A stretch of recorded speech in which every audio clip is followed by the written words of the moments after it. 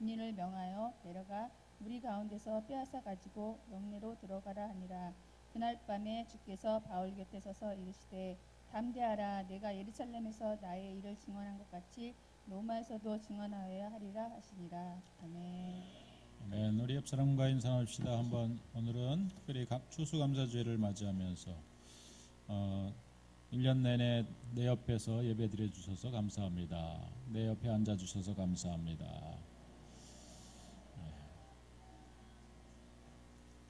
네, 항상 변치 않고 내 옆에 늘 앉아 주셨죠. 교회 어느덧 우리 고정석이 된 것 같습니다. 석사, 박사보다도 더 높은 학위가 무엇인지 아십니까?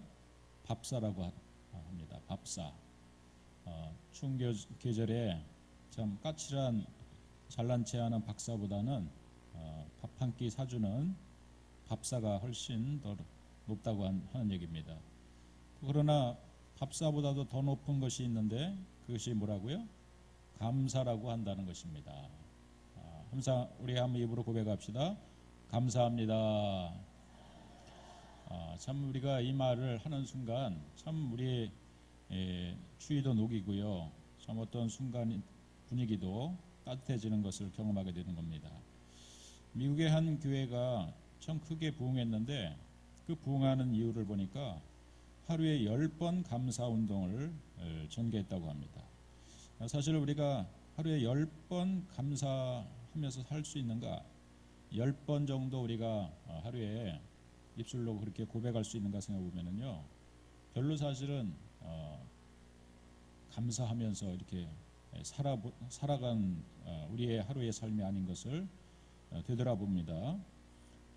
첫 번째는 일어나서부터 오늘 새날을 주심을 감사합니다. 이렇게 이제 시작하고요.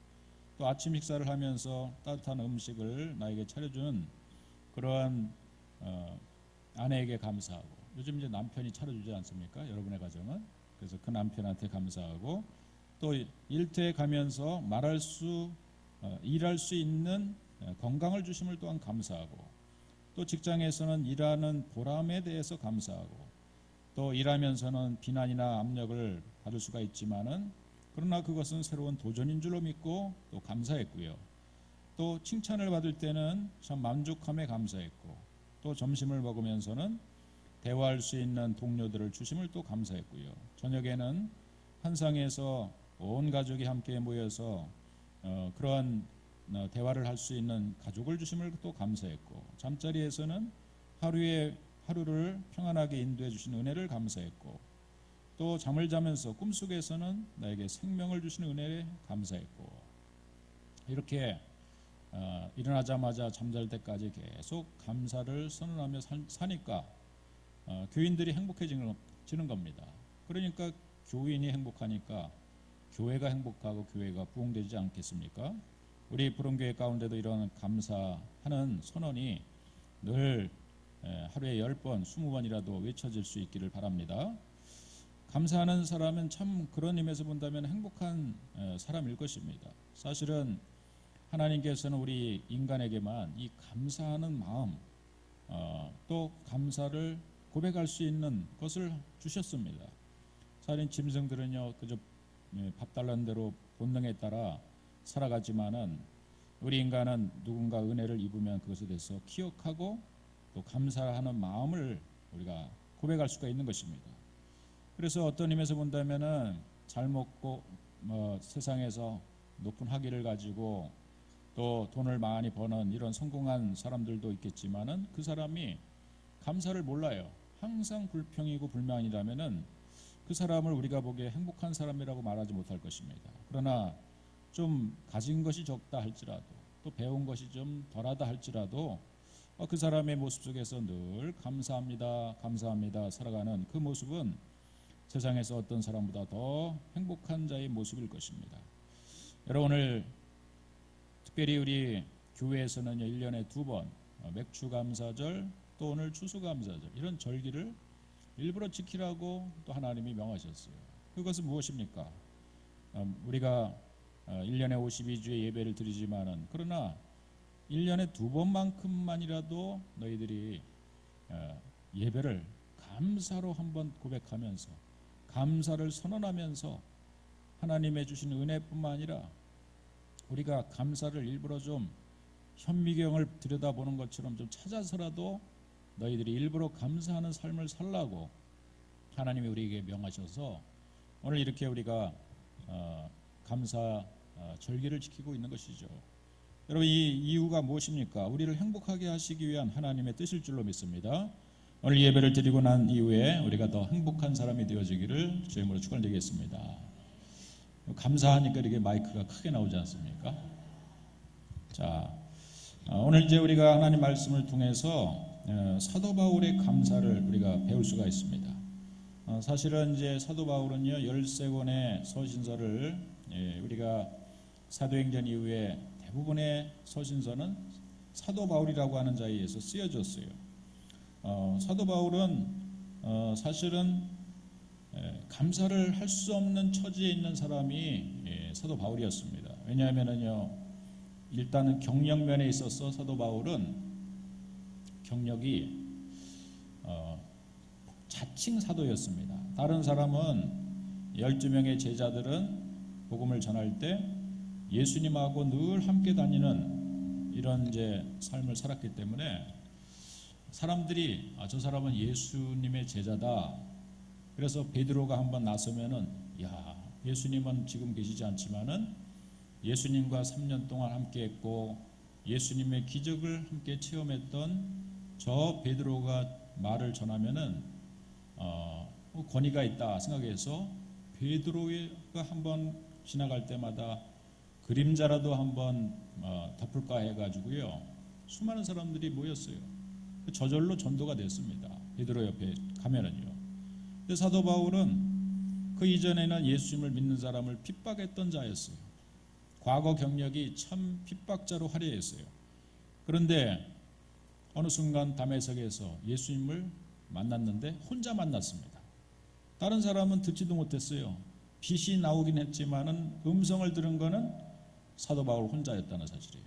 그러다 보니까 사람들이 혼자 경험하고 혼자 체험한 사도 바울, 그리고 나서 나중에는 내가 이제는 복음의 증인된다 그러면서 전 세계를 다니면서 복음을 증거하고 있는 사도 바울을 사람들이 신뢰했을까요? 그를 믿지 않고 오히려 그는 자칭 사도임으로 인해서 그의 말에 권위를 인정하지 못한다고 했습니다. 그리고 그의 말에 능하지 못함으로 인해서 말이 어눌하고 복음을 전하기에는 부족한 사람이었어요. 또 그의 외모 면에서 본다면은 참 그는 볼품없는 사람인 것이 많은 증언서를 통해서 등장하고 있습니다. 키도 작고요, 매부리 코에다가 눈은 찢어지고 대머리고 또 허리는 굽었고, 그러니까 참 볼품없는 그런 사람이 우리가 이제 가끔 성화를 보면은 사도 바울의 모습을 보면은 그러한 모습인 것을 보게 됩니다. 그러니까 풍채라도 좋고 좀 잘생기라도 했으면은 사람들이 좀 따를 텐데 그런 모습이 아니었어요. 그리고 사도 바울에게는 내면적으로 항상 자책감이 있었습니다. 야, 나 같은 사람이 복음을 전하는데 이게 전할 수 있는 것인가? 내가 옛날에는 예수님을 핍박했던 사람인데. 그런 마음을 가지고 복음을 전하다 보니까 늘 자책감이 속에 있었어요. 그리고 그가 무엇보다도 육신의 질병을 앓고 있었습니다. 많은 사람들은 그가 하나님 앞에 3번 기도했지만 내 은혜가 족하도다 하면서 사도 바울이 그렇게 고치려고 했던 질병이 혹은 안질이라고 말하기도 하고 어떤 사람은 간질병이라고 얘기하기도 합니다. 그러니까 여러분, 이런 심각한 질병을 앓고 있는 사도 바울이 감사할 수 있는 이유를 찾아본다면은 참 그의 인생길에 감사할 수 있는 삶을 산다라고 하는 것은 불가능한 삶이라고 생각할 수 있는 것인데, 그러나 13권의 모든 서신서들의 내용을 보면은 그 서신서는 다 감사 편지인 것을 보게 됩니다. 예를 들면 골로새서 3장 15절부터 사도 바울이 이렇게 골로새 교인들에게 편지하고 있는데, 그리스도의 평강이 너희 마음을 주장하게 하라. 너희는 평강을 위하여 한 몸으로 부르심을 받았나니 너희는 또한 감사하는 자가 되라. 그리스도의 말씀이 너희 속에 풍성히 거하여 모든 지혜로 피차 가르치며 권면하고 시와 찬송과 신령한 노래를 부르며 뭐하는 마음으로?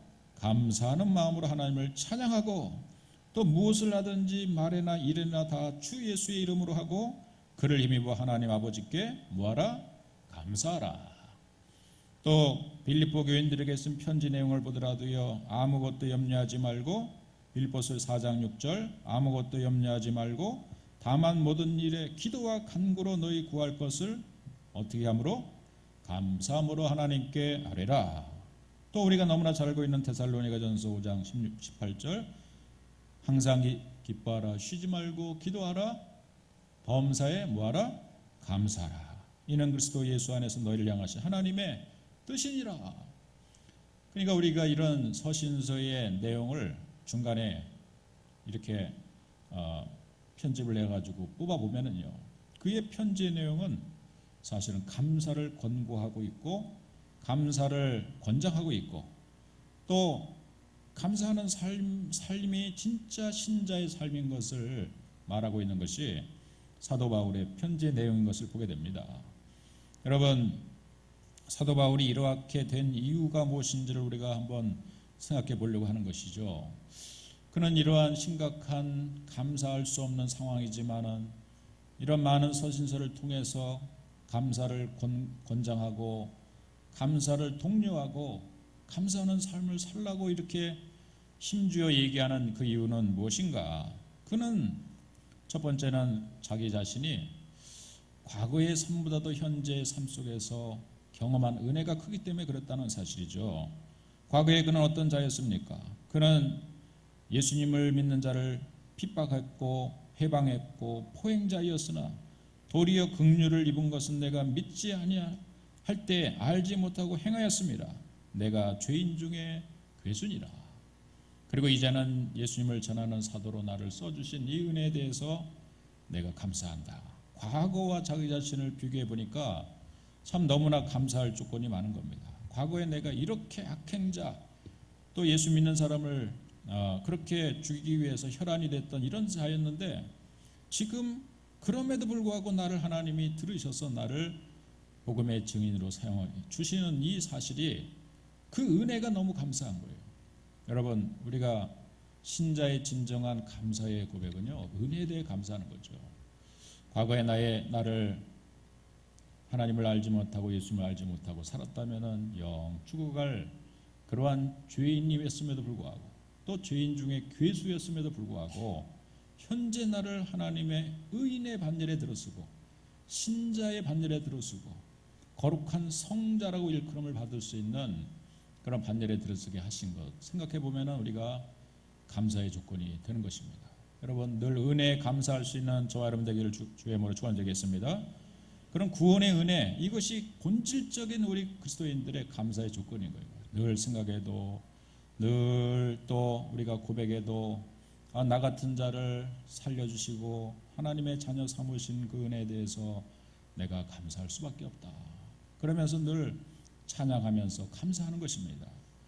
이것이 우리의 신자의 당연한 감사의 조건일 줄로 믿습니다. 이제 또한 사도 바울에게 있어서 두 번째 감사의 조건은요, 그가 사역을 하면서 느꼈던 겁니다.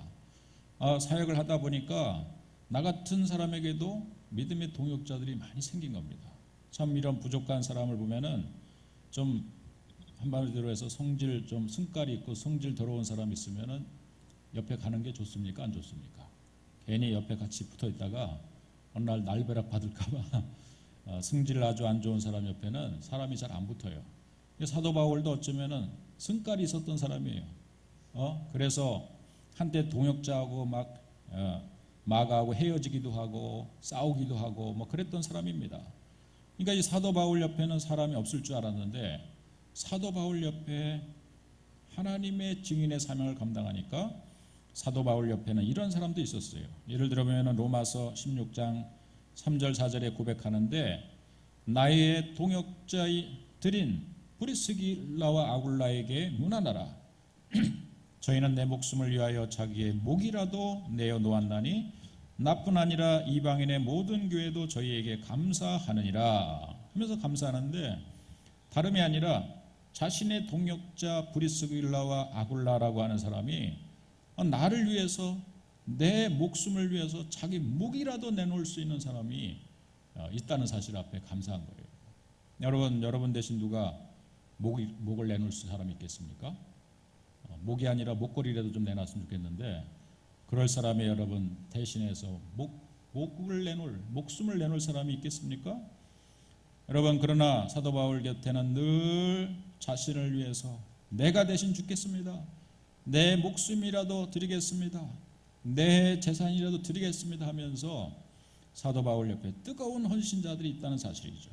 또 빌립보서 2장 25절에 보면은 에바프로디도는 나의 형제요, 함께 수고하고 함께 군사된 자요, 나의 사자로 나의 쓸 것을 돕는 자라. 저가 그리스도의 일을 위하여 죽기에 이르러도 자기 목숨을 돌아보지 아니한 것은 나를 섬기는 너희의 일에 부족함을 채우려 함이니라. 또 에바브로디도 같은 그러한 동역자는요, 자기의 목숨을 내놓을 뿐만 아니라 쓸 것을 늘 채워주는 이런 동역자가 됐다는 사실입니다.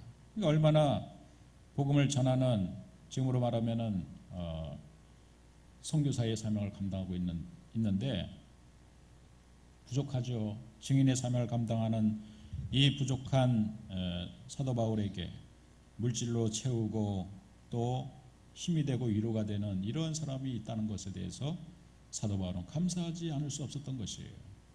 여러분, 다시 한번 우리 옆 사람에게 인사합시다. 나 같은 사람 때문에 당신이 오늘까지 힘들게 우리 청에서 있었네요. 예, 우리가 서로 보면 부족한 점이 많이 있지만은, 그러나 여러분, 우리 옆에 늘 함께하고 있는 믿음의 동역자가 있다는 것에 대해서 여러분 함께 감사하시기를 주님으로 축원드리겠습니다. 밥할 때 밥할 일꾼이 없다고 매일 불평하는데, 그래도 보면 이 식당에 보면은 항상 서너 명은 식당에 있더라고요. 부엌에 있더라고요. 그러니까 누구 안 온 사람에 대해서 탓하지 마시고 현재 와서 콩나물 다듬고 있는 우리 분에 대해서 감사하시길 바랍니다. 내가 혼자 다 했다면 여러분 얼마나 힘들겠습니까? 믿음의 동역자들이 늘 있음에 대해서 감사하시길 다시 한번 주의 이름으로 축원드리겠습니다. 저도 사실 오늘 아침 이제 일찍 나와서, 오늘 추운 날씨라서 제가 좀 10분 일찍 나와서 불도 켜놓고 이제 그러려고 왔는데 8시 한 20분쯤 나왔는데 와 보니까 벌써 저보다 일찍 오신 분이 계세요. 오늘 몇 여층이 식당 당번입니까? 식당 당번 분들이 벌써 나와서 부엌에 불 켜고 콩나물 다듬고 있더라고요. 할렐루야. 저도 그걸 보면서 나도 교회 목사니까 이렇게 일찍 나왔지만은 저분은 목사도 아니고 집사인데 저분들이 지금 저보다 나와가지고 지금 식사 준비를 하냐고 이렇게 교회를 위해서 섬기고 있구나 이렇게 생각하니까 가슴이 따뜻해지더라고요. 할렐루야. 여러분, 이런 동역자들이 우리 주변에 늘 있기 때문에 우리가 행복하게 오늘도 신앙생활을 하고 있는 줄로 믿으시길 바랍니다. 그러나 여러분, 진정한 사도 바울의 오늘 본문의 말씀을 통해서 우리가 깨닫게 되는 바울의 이 감사의 영성, 늘 감사를 잃어버리지 않고 감사의 더 높은 수준의 감사는 저는 감격이라고 생각합니다. 감격. 이 감사는 그냥 일상적으로 감사합니다, 고맙습니다라고 얘기할 수 있겠지만은 감사는 속에서부터 나오는 거예요. 감격은 아주 벅찰 때 벅참으로 인해 생겨지는 마음의 어떤 표현이, 감사의 표현이 감격이라고 할 수 있는데, 사도 바울은 어떤 의미에서 본다면 감격 속에서 살아왔어요. 여러분, 우리 부흥계 성도님들이 감사의 높은 수준인 감격 속에서 살아가기를 주님으로 축원드리겠습니다. 그런 삶을 살아갈 수 있는 그 이유를 오늘 우리가 읽은 본문의 말씀을 통해서 찾아볼 수 있다는 것입니다. 이제 사도 바울은 무엇보다도 지금 이 본문의 말씀을 전하는 그 장소는, 본문의 상황은 예루살렘이라고 하는 곳이었어요. 그가 예루살렘으로 가지 않아도 되지만은 그동안 우리가 말씀을 통해 함께 나누었지만은 바울은 예루살렘으로 굳이 가기를 원했어요. 다 만류했어요. 그곳으로 가면은 죽습니다. 그곳에 가면은 아마도 붙잡혀 가지고요 이제 포박이 되어서 큰 어려움에 처할 것입니다. 그러면서 3차 전도 여행을 마치고 이제 좀 쉬십시오. 혹은 소아시아의 다른 지역에 가서 복음을 전하면은 10개 교회라도 개척하면서 더 사도 바울이 큰 힘을 발휘할 수 있을 터인데 왜 굳이 예루살렘으로 가시려고 합니까? 그러면 사람들이 막았지만은 바울은 예루살렘 행을 감행합니다. 그리고 마침내는 예루살렘에 도착해서 오늘의 본문의 상황이 벌어진 거예요. 사람들이 죽이려고 할 때 로마 병정들이 이제 사도 바울을 잠시 보호하면서 그를 공회 앞에 서서 말을 전하게 할 수 있는 기회를 얻게 돼요. 그러면서 공회 앞에서 바울이 이야기를 하게 되는 그런 본문의 상황이에요.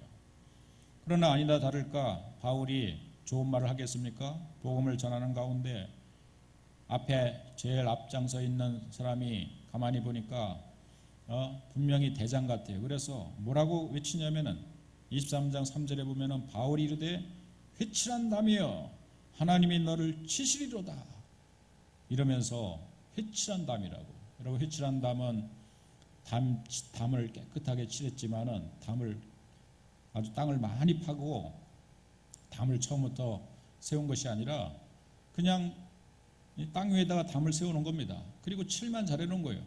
그런데 이번에 5.3 지진이 나면은 이런 담들은 다 무너지는 겁니다. 이 얘기는 결국 회칠한 담이라고 하는 것은 그것은 대제사장 아나니아에게 한 얘기인데 종교적인 삶을 살면서 율법을 가졌지만 예수님을 알지 못하는 그런 우매한 그런 사람에 대한 하나님의 경고를 사도 바울은 얘기한 겁니다. 감히 대제사장에게 회칠한 담이여 하면서 외치는 이러한 말을 쓴 것입니다. 그러니까 아주 시끄러워졌습니다. 그러면서 소요가 일어나고 그러면서 바리새인과 사두개인이 서로 또 논쟁하게 되고 그러면서 이제 잠시 그러한 분쟁 속에서 사도 바울이 로마의 병사들에 의해서 영내로 들어갑니다. 그러면서 그곳에서 잠시 갇혀 있게 됐는데 그 영내에서 갇혀 있는 동안에 영내에 들어간 동안에 그날 밤에 23장 11절의 말씀이 나오는 겁니다. 그날 밤에 주께서 바울 곁에 서서 이르시되 담대하라 내가 예루살렘으로 나의 일을 증언한 것 같이 로마에서도 증언하여야 하리라. 예루살렘에서 온 것을 주님이 지지하고 있었던 것입니다. 다른 사람들은 다 만류했지만은 그러나 사도 바울은 예루살렘에 온 것은 그것은 이유가 있었어요. 예수님이 삶을 내가 살고 예수님처럼 살고 예수님의 삶을 내가 재현하는 삶을 사는 것이 신자의 삶이라는 것을 바울이 믿으면서 예수님처럼 내가 똑같이 살아야지 이렇게 생각하다 보니까 예수님은 마지막 공생의 사역을 마감하면서 어디로 들어가셨습니까? 예루살렘으로 들어가셨어요. 예루살렘에 들어가는 그 길을 베드로가 막았어요. 예수님 그리 마옵소서 하니까 예수님은 사탄아 물러가라 하면서 예루살렘으로 들어가는 것을 감행하셨어요. 예수님은 예루살렘으로 들어가면서 어린 나귀 새끼를 타고 입성하셨어요. 자신이 만왕의 왕인 것을 사람들 앞에 증언한 것이었어요. 그러나 예수님은 이 땅에 섬김을 받으려 함이 아니라 도리어 섬기고 자기의 생명을 많은 자들에게 대속물로 주시기 위해서 오신 분이기 때문에 예루살렘으로 들어가셔서 예수님은 마침내 십자가에 매달려 골고다 언덕에서 돌아가신 겁니다. 그러니까 예수님의 삶은 예루살렘의 삶이 마지막 하이라이트가 된 거예요. 예루살렘으로 들어가는 것이 그것이 마치 한 송이 꽃을 피우는 일이 된 것입니다. 그것을 보니까 사도 바울도 그런 마음의 결심을 한 거예요.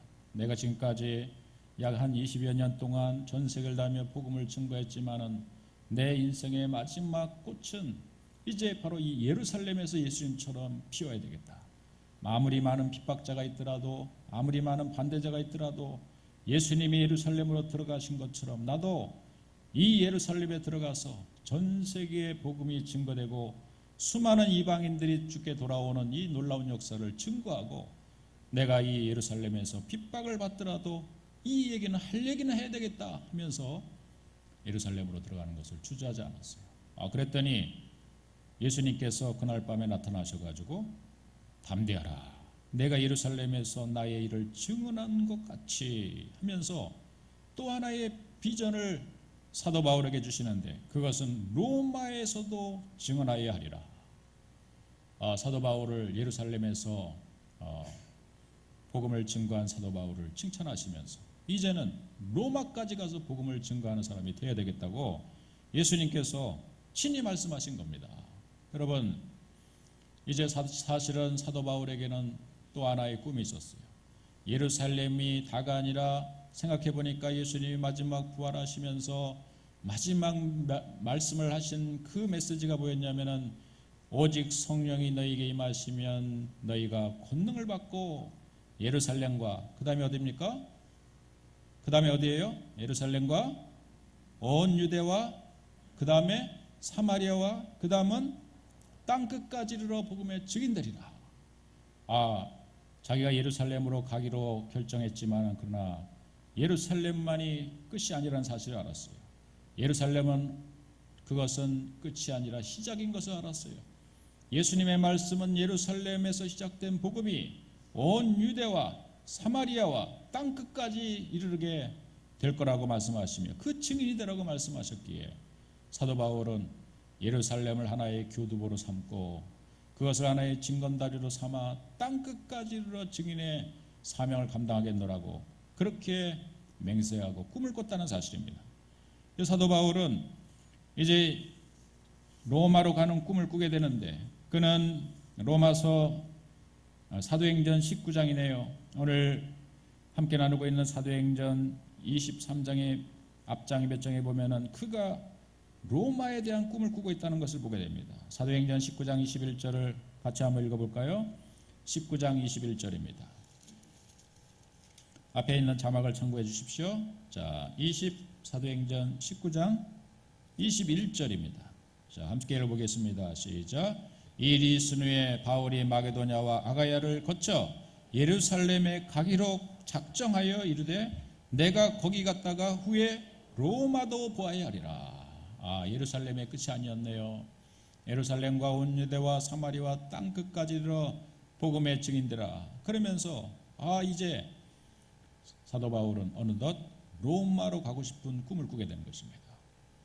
오늘 특별히 사도 바울의 감사의 영성을 우리가 본받기 위해서 말씀을 나누고 있는데, 바울이 어느 순간에도 감사할 수 있었던 것은 한마디로 말하면은 꿈이 있었다는 사실입니다.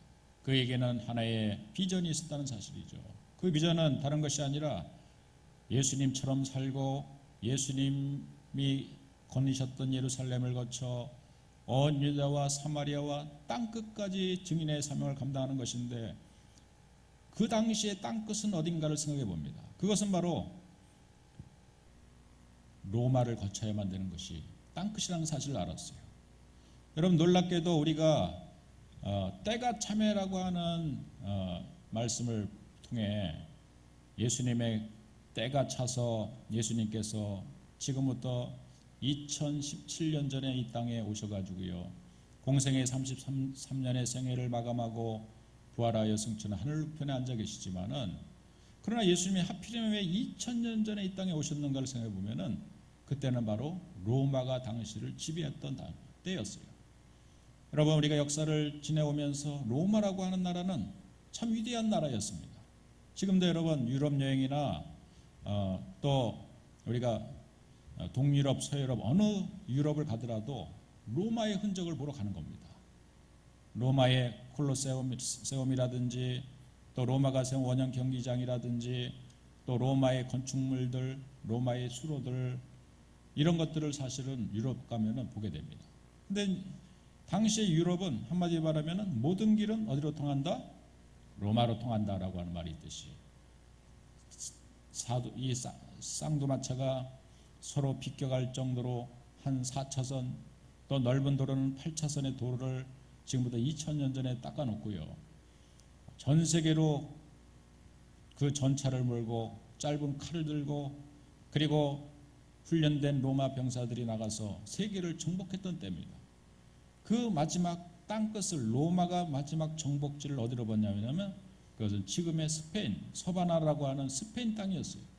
지도상으로 보면은 스페인은 이 지중해 마지막 저 서쪽에 위치해 있으며 유럽의 마지막 땅끝에 위치해 있는 것이 스페인입니다.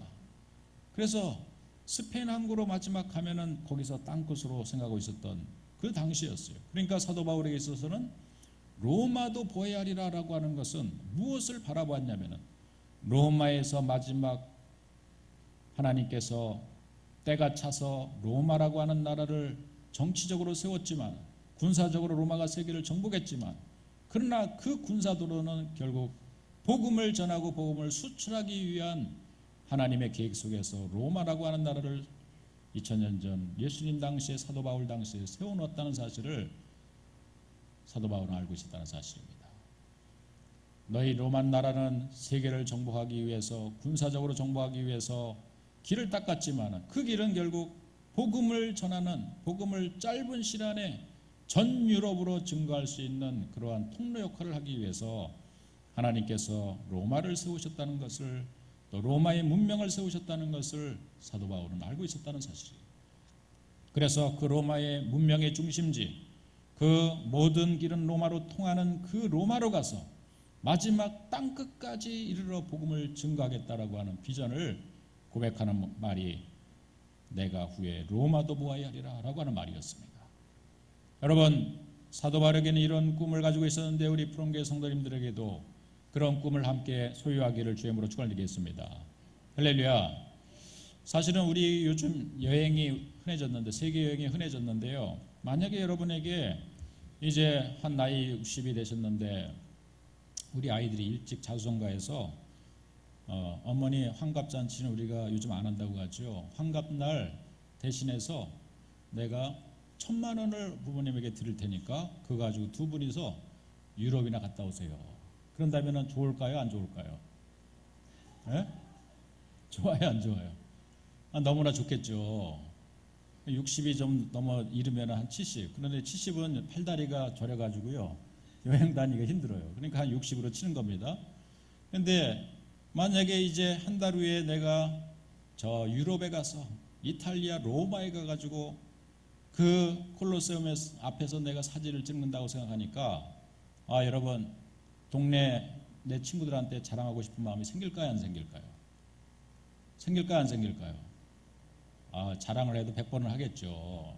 글쎄 우리 아들내미가 무슨 사업을 성공해가지고 나한테 이번에 돈을 줬는데 1,000만 원을 줬어. 근데 우리 두 사람한테 가서 우리 두 부부한테 유럽 여행 티켓을 끊어주면서 갔다 오라는 거야. 그러면 옆에 아줌마는 너무 부러워가지고 막 그럴 겁니다.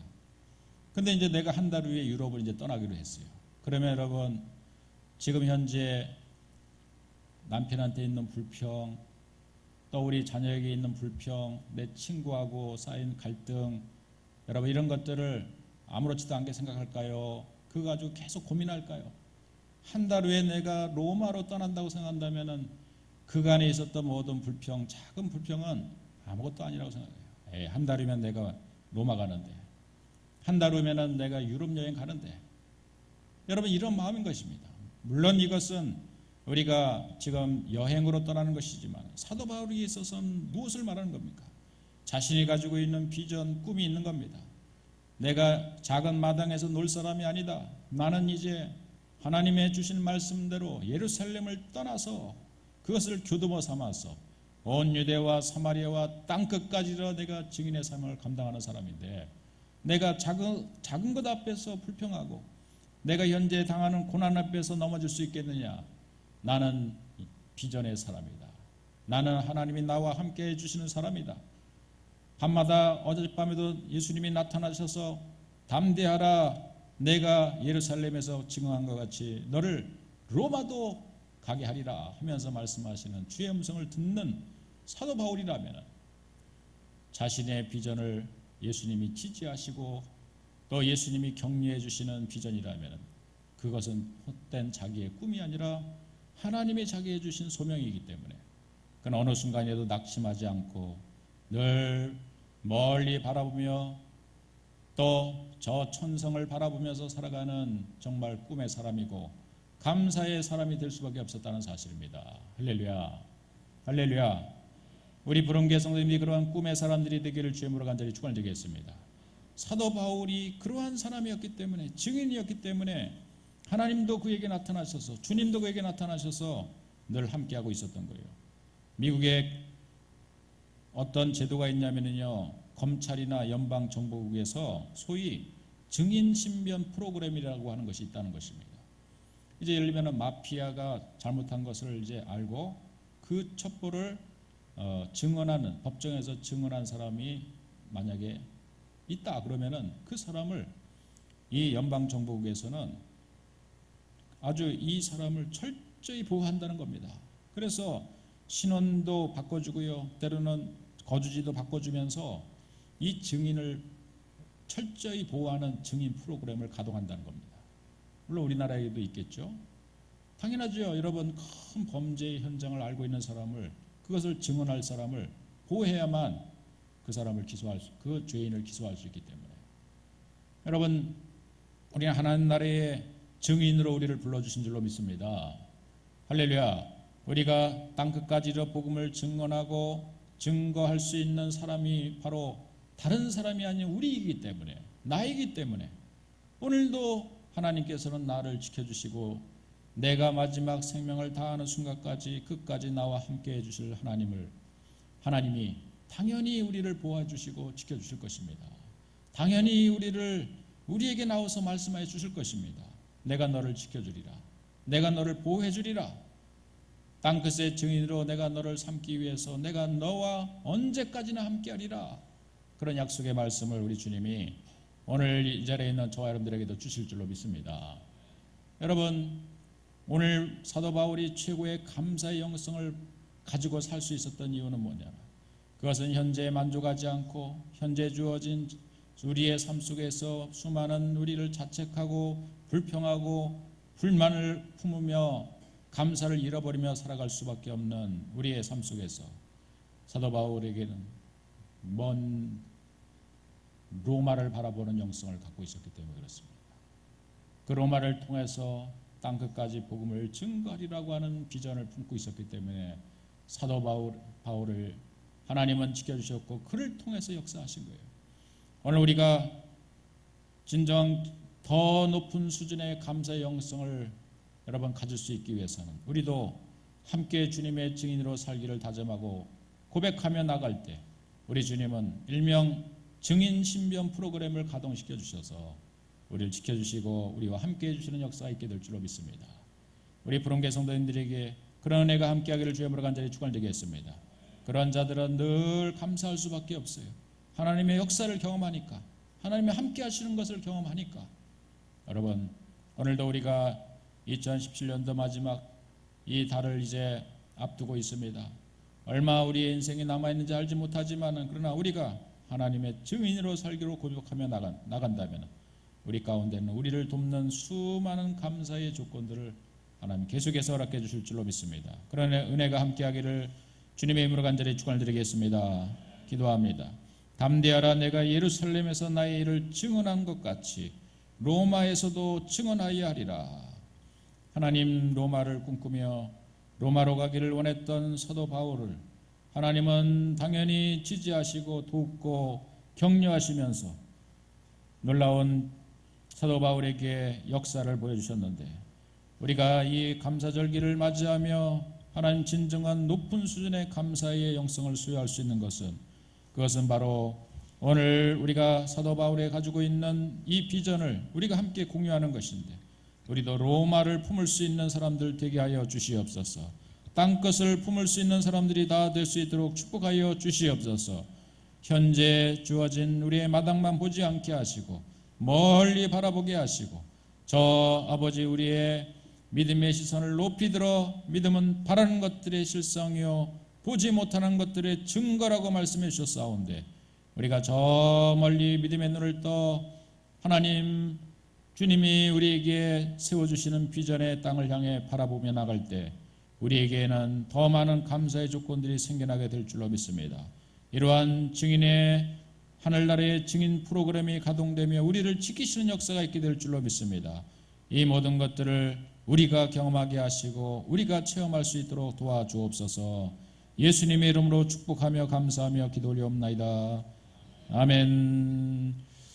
오늘 감사절기를 맞이하며 우리 몇 가지 특별 프로그램이 있습니다. 우리 꿈땅과 예티가 연이어서 하나님 앞에 공연하면서 하나님께 영광 올리도록 하겠습니다.